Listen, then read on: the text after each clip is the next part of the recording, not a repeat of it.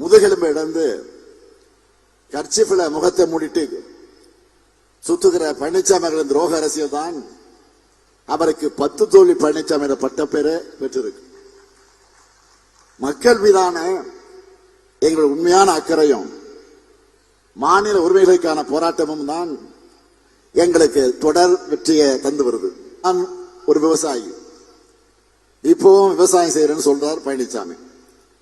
அவர் ஒரு துரோகி, இப்பவும் தொடர்ந்து துரோகத்தை செஞ்சுட்டு இருக்காருன்னு தான் சொல்லிக்கலாமே தவிர அவரை விவசாயின்னு சொல்றது உண்மையான உழவர் பெருமக்களை அவமானப்படுத்துறது சமமாயிடும்.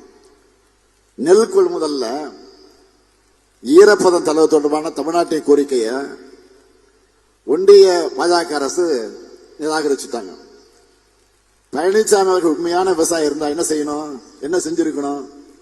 மோடி அவர்களே, பிரதமர் அவர்களே, மோடி அவர்களே, தமிழ்நாட்டின் கோரிக்கை ஏற்கணும், பிரதமர் மோடி அவர்களே என்று ஒரு கோரிக்கையை சொல்லி இருக்கணுமா வேணாமா?